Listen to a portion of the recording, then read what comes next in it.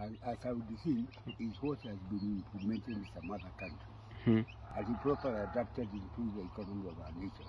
In 1855, Russia's economy was controlled by 10%. 90% were peasants. When Alexander II took over the leadership of Russia, he introduced the idea of making the 90% to be taxpayers. That is bottom up.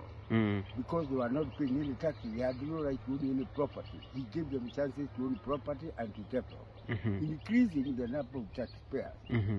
In 1945, America introduced the same thing under F.G. Roosevelt.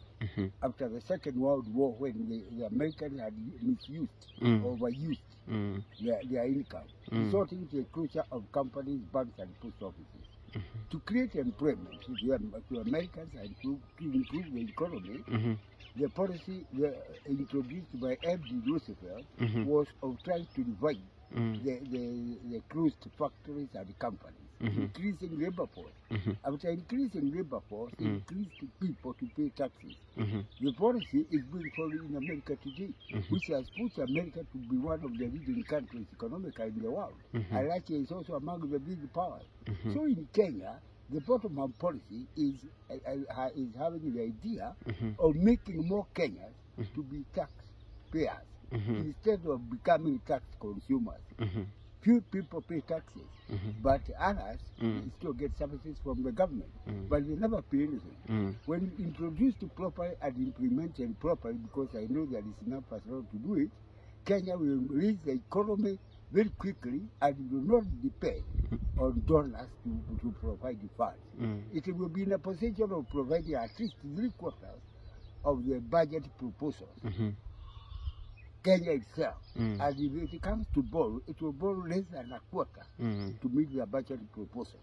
So I'm sure that Kwanzaa, under the leadership of His Excellency Dr. Ruto, had that idea when introducing the bottom-up policy. Even if politically it is misinterpreted, presumably because maybe the individual who produced is not in favor of some others.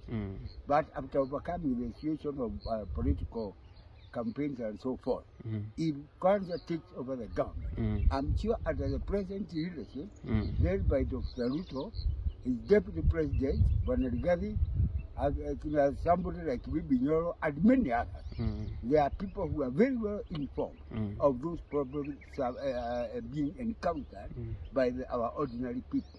Majority of the Kenyans live at the average normal life expectation, and when promoted economically, whether farmers, businessmen, and so forth, the economy of Kenya would improve just like other countries in the world.